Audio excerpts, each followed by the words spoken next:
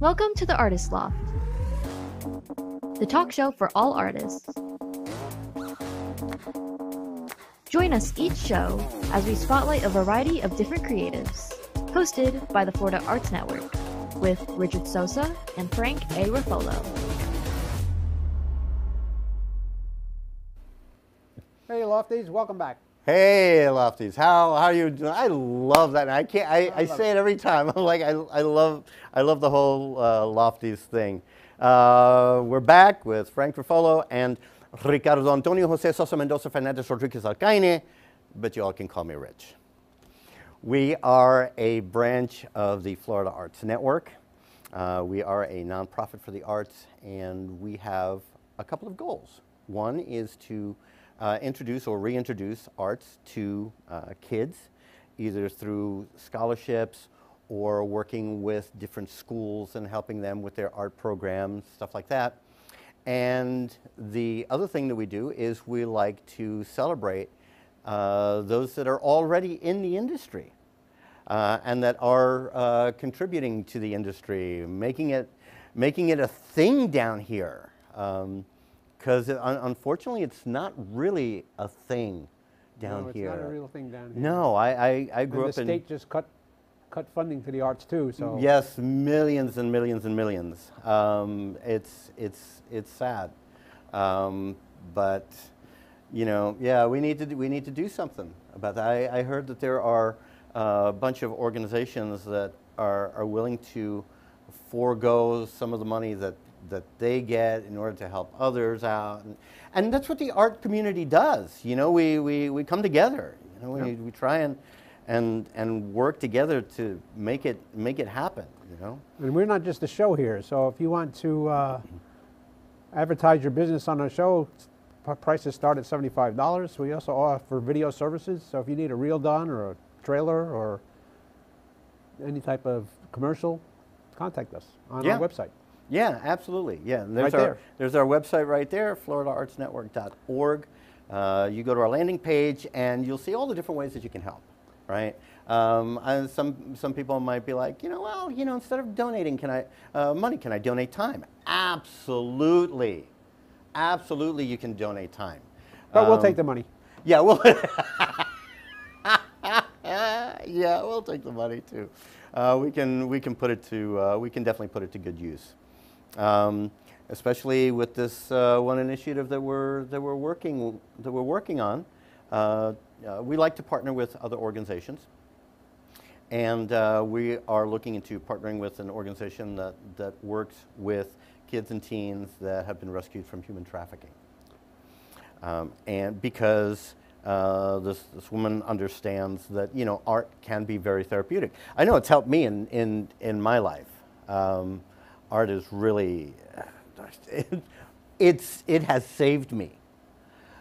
And so we would be partnering with them and using art and all our connections in the art world to work with some of these kids.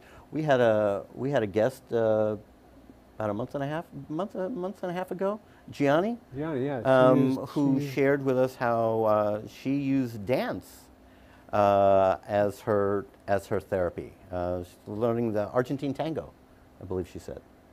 So yeah, it's very useful, and I think it can help a lot of people.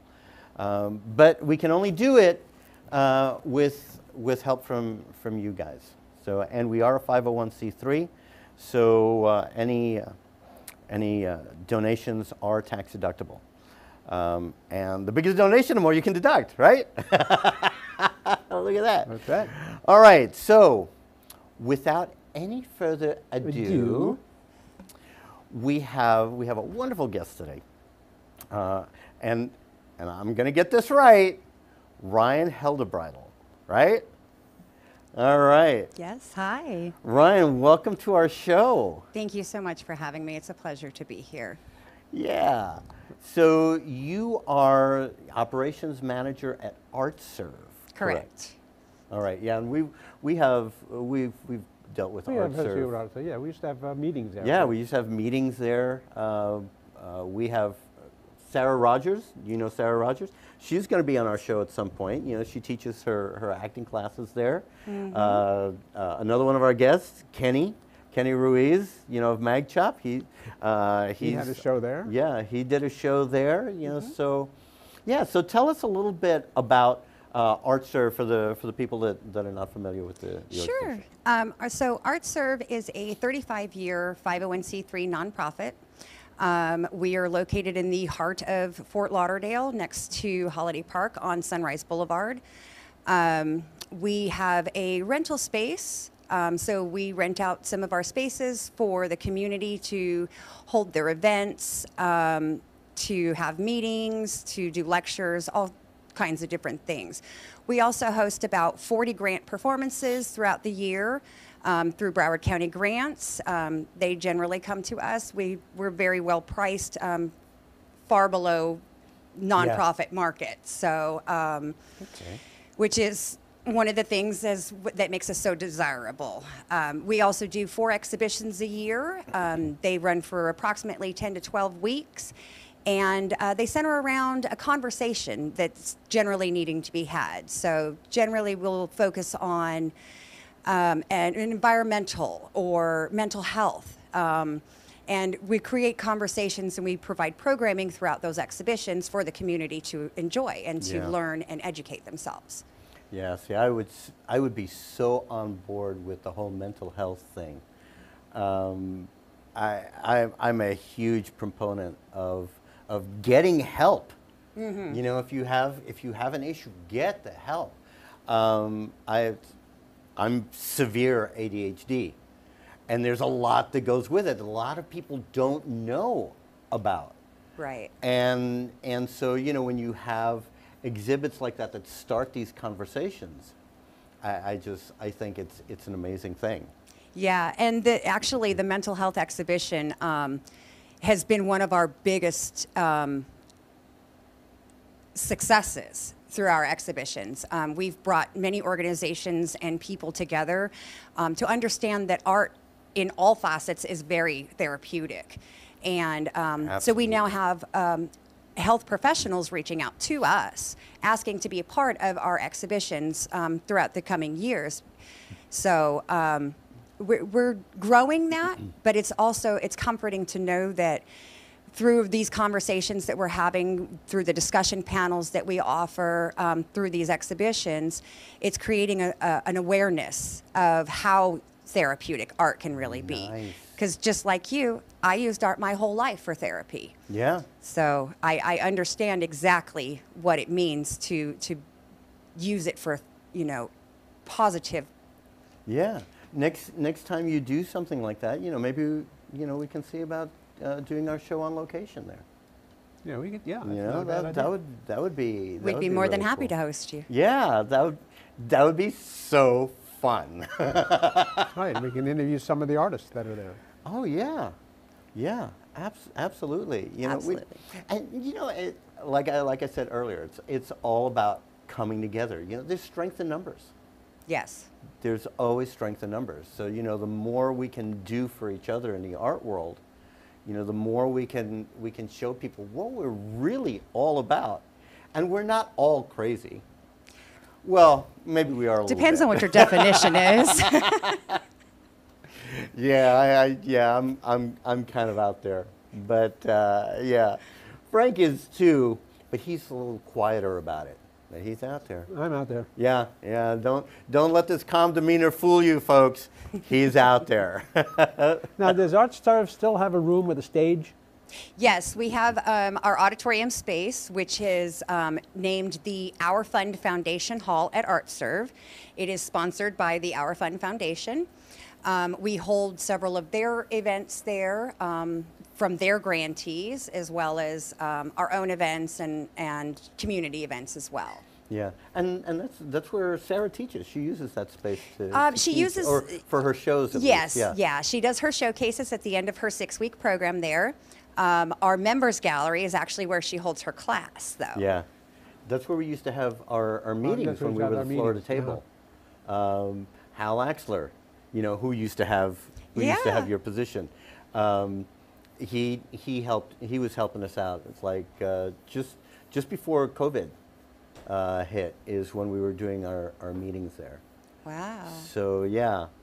Yeah. Oh my God. Yeah. We've got a little history with ArtServe. We think it's an amazing venue. It Absolutely. Really is. And we're working to to just continue to progress the welcomeness of the place. To make it really feel like a hometown place. Yeah. Yeah. I like that word, welcomeness. Welcomeness. I don't think it's really a word, but I think you just coined it. Hey. Nice. See, the creative mind at work. Okay, so I gotta ask, how did you go from dirtying your diapers to doing this? I mean, like, what was the progression there? Well, so the arts has always been a part of my life. My mother and my dad, they were very much working people. So during the 80s, you had to have jobs, obviously. So I spent a lot of time with my grandmother and my aunt and my uncle and my aunts. And my grandmother and my uncle were musicians. And Nice. so I got the chance to sit and listen to them.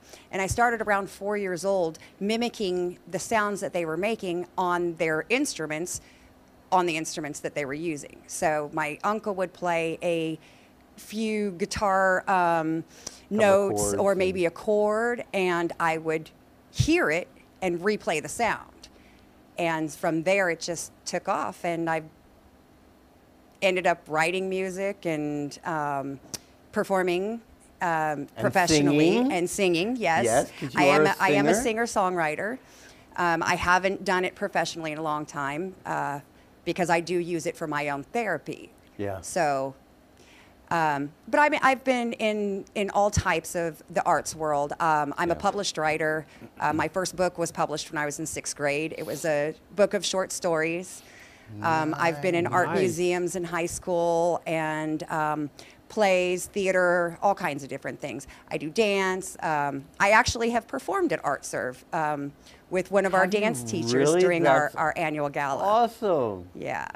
That is awesome. Yeah, I was into dance when I was younger. I was thinking about going into it professionally at one point. It is a fantastic thing to be in, even Yeah. if it's just for the exercise. Oh my It's gosh. wonderful. Let me tell you, it's crazy because I studied martial arts, got my black belt in Taekwondo and everything else, but I was in better shape when I was doing dance than when I was doing martial arts. How crazy is that? I mean, because in dance you use muscles that you didn't even know you had. Correct. Oh my gosh.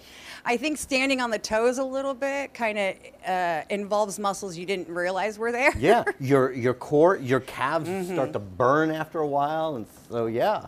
Yeah. Yeah, that's amazing. That's Yeah. amazing. And you said you did it professionally for a while. Not professional dance, but I did But singing. music professionally. Yes, I Okay. used to when I grew up in Arizona. I was born in Nevada, Las Vegas Okay. to be exact. Grew up in Arizona. Met a few gentlemen in Arizona who asked me to be part of their band. I was a bartender at the time. I was 19 years old, and I accepted, and I became their co-singer. And we did a few shows in Vegas, and we did a few shows around northern Arizona. And my co-singer is actually still headlining in Vegas. So That's Wow. crazy. Yeah. You know, and it's amazing how stuff like that happens. You know, right place at the right Right time. time. You look at Harrison Ford. Absolutely. Harrison Ford, he was a carpenter. Yes. He wasn't an actor. You know, next thing you know, he's in Star Wars, and his co-star's like, you know, just. that's fantastic. I love that. That's great. So yeah, you never know. You just have to be open to the opportunities. Yeah, it's really about experiencing new things, learning from it, and taking something from it to apply somewhere else. Yeah. So for me, it's in the arts world, because I've been in the arts world longer than I've been in the business world.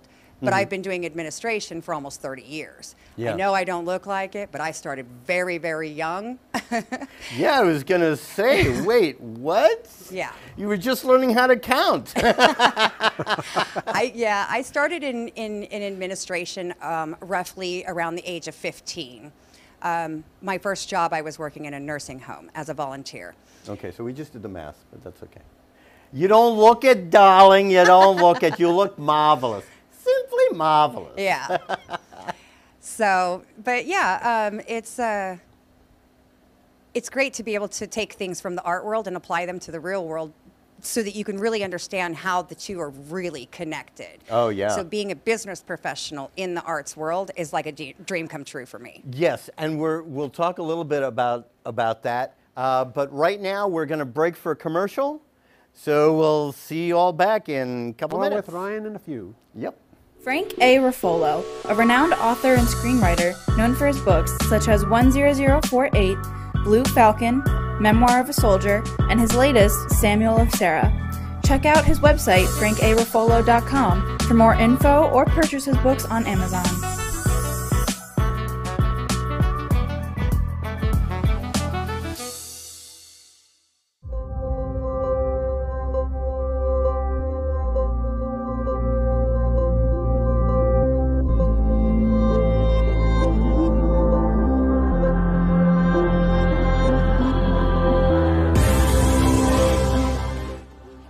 What's up, everybody? This is Adrian Romante, but most of you know me as Esteban Julio Ricardo Montoya de Rosa Ramirez from The Sweet Life of Zach and Cody.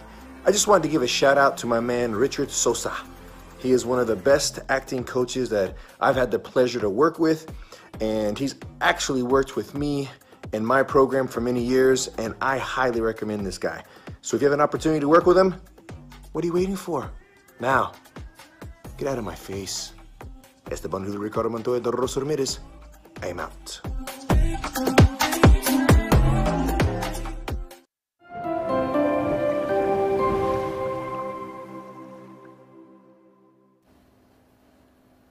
Hey guys, we're back. We're back. All right, so Ryan touched on something that is interesting because you're talking about creative on one side and administrative on the other, and a lot of times those two, it's like a They don't dichotomy. mix. You know, it's like those two don't generally mix, you know, because people are either, you know, they're right brain dominant, you know, in the creative thing, or they're left brain dominant and they're analytical. So I'm guessing you're like me. You're 50-50. Yes. Yeah, I'm what they call a whole brainer. Yes, me too. So yes, okay. Yes. So it's the only way, folks. Because if you've got a creative person, they generally know nothing about business. It doesn't click. And if you're that left brain dominant person, you know, the business thing, and you throw them into the art world, they're like, huh? What? How can you? How did you get from point A to point B? Right? They don't get it because they're used to linear thinking as opposed to circular thinking. In our case, we do both. Right. Yes. And sometimes it just continues. Yes. Yes. And an endless loop. Yeah. Yes. And I'm guessing that you're one of those people that when you go to bed at night, your brain wakes up. This is why I'm running off of like 4 hours of sleep any given day. Yes. In a very heavy week, yeah. That's me. I got like 3 hours sleep last night. If I'm lucky. Yeah. Yeah, that seems to be a pattern for me. And that's not good for us because we have to take care of our bodies too. Correct. We do. We have to take care of our bodies. Yes. So. And that's where dance comes in. Yes. It exercises the body and the mind. Yeah. Yeah. I like to hit the gym. You know, because the gym gets me tired. It helps me focus. Because, you know, if I've got, you know, like 100 and some odd pounds, you know, over my head, the last thing I need is to like, oh yeah, well, they don't call it a skull crusher for nothing, right? Right. So how long have you been affiliated with ArtServe? So I have been with ArtServe for 5 years now. I started in October of 2019 on the outside events team. I worked doing the Hallandale events. We used to go down and do movies under the stars for the residents of Hallandale. It was free to them. And so being involved with that, I got involved with other artists who introduced me to ArtServe as the facility. And then I was hired on the night staff. And 4 months later, approximately, COVID happened, and the administrator who was there decided that it was her time to retire, which she was looking forward to anyway. Yeah. And it was a perfect transition for her to advance someone else. So she recommended me with my history of administration and my background in the arts world. So I took over and took off. Yeah, that's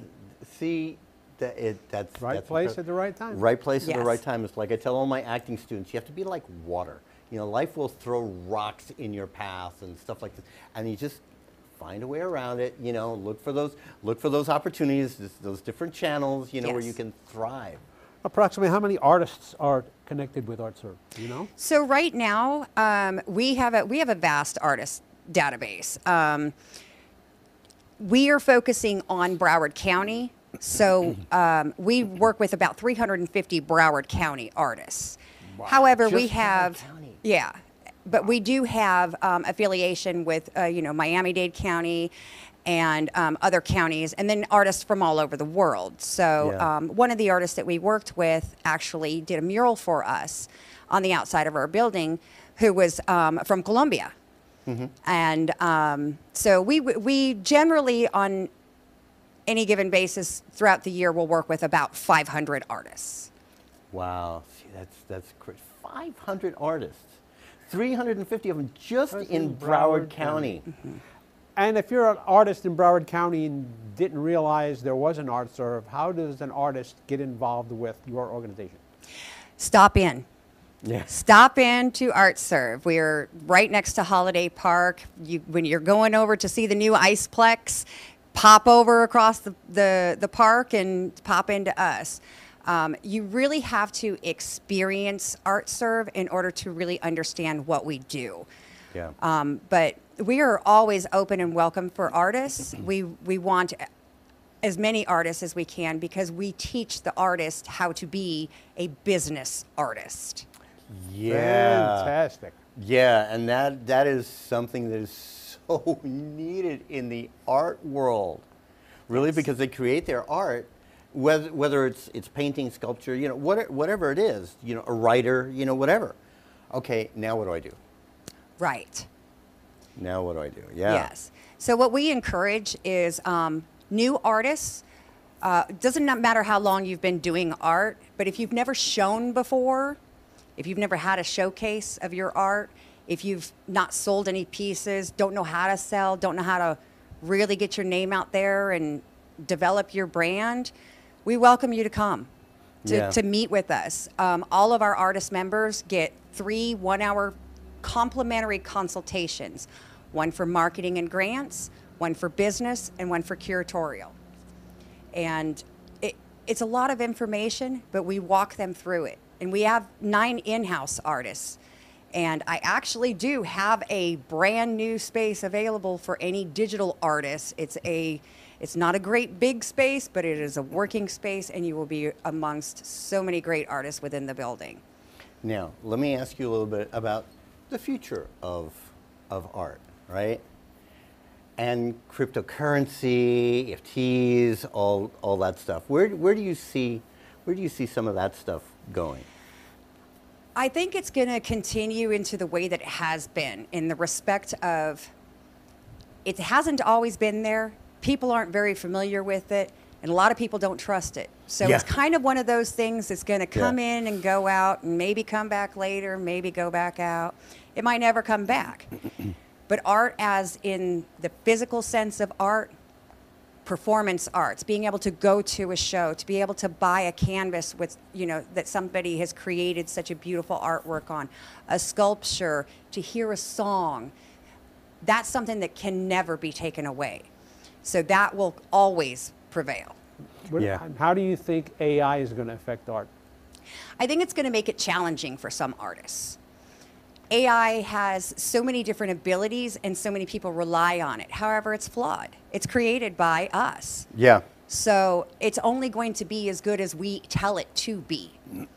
And until it can create itself and learn itself, which there are advancements happening. And that can get really scary. Absolutely. If you Absolutely. think about it. But as far as the artist itself and AI coming into that, I found that a lot of artists are finding different ways to use it to enhance their artwork, which is what should be happening. Yeah. Now, I went to this crypto convention a couple of years ago, and I saw a demonstration where it was a singer and guitarist, right? They were recorded in 360, and you put these glasses on, right? Like, you know, when you do the whole virtual reality thing, and you could see them performing. You could log in at any time, see their show and everything else. And I was talking to somebody else who said that they're working with that concept to create artificial intelligence that when you log into the show, the artist will then interact with the people that are walking. I'm like, what? So could you imagine, you know, you log in and then, you know, the artist who doesn't know you from Adam, right? Says, hey, Rich, thanks for joining us. You know, what? It's crazy. And I put I put the virtual reality thing on, and it was crazy. It's absolutely crazy what you guys saw. Artwork coming to life when you put these, use an app on your phone. And you point it at the picture, and all of a sudden the picture comes. What? So I don't know. I think it's pretty cool. I think there's a place for that kind of stuff. But when you can actually go and touch it, and you know, just wow. Yes. You know, that I don't think that they can. I don't think they can ever duplicate that. And I agree with that, because it's the personal interaction. When you're going to a concert, it's being there, it's feeling the sound run through your body, it's the vibrations. That can't be replaced by AI. No, it can't. It's good to enhance it, but it will never replace true art. Yeah, it's like when I go to a concert and you feel the music going through you, and it's like, wow. Yes. You can't, well, I mean, I guess if you have some really good speakers or something and you're standing right in front of them, maybe. But it's not the same. It's not the same. The ambiance thing. isn't the same. No, Correct. it's not. When you're in like this venue full of people and everybody's like just cheering and reacting, or when you go to a museum, you know, and you see the reaction of different people with the artwork that they're seeing. It's just nothing like it. Absolutely. So okay, so we're like out of time already. Already. We told you. We told you it's gonna go quick. Just like that, darling. It's just real quick. So once again, why don't you let people know how they can reach you if they want to be involved in ArtServe? So if you'd like to get involved with ArtServe, we ask you to just go to our website at artserve.org. You can go to our donation page and donate. We are definitely thankful for every one of our donors. It is because of our donors and the supporters that we are able to help grow and flourish the arts community. Yeah. Otherwise, stop in. We have a brand new exhibition that we just opened up last Friday. It's called Ready Made, and it is featuring 10 to 12 artists in the area with unusual arts. So it's not paintings on the wall for the most part. Okay. It is sculptures. It's handmade, handcrafted arts. So it's a very different kind of walkthrough, and it's amazing. It is absolutely amazing. Yeah, we'll have to see if we can check that out. Well, Rion, thank you so much for being on the show. This was really informative. It was a lot of fun. Great guest. Thank you. Yeah, it's been a blast. Yeah, and I have so much fun with this show. It's crazy. All right. Well, everybody, we want to thank you for joining us. for another episode of the Artist Loft. You can catch all of our episodes. Just go to our website, go to the tab that says the Artist Loft. There's a button there that'll take you to our YouTube channel, and you can watch every single one of our episodes there. You can comment, you can subscribe. You can We're also on Facebook on the Artist Loft, and you can catch it there also. Yep. All right. So we will see everybody in 2 weeks.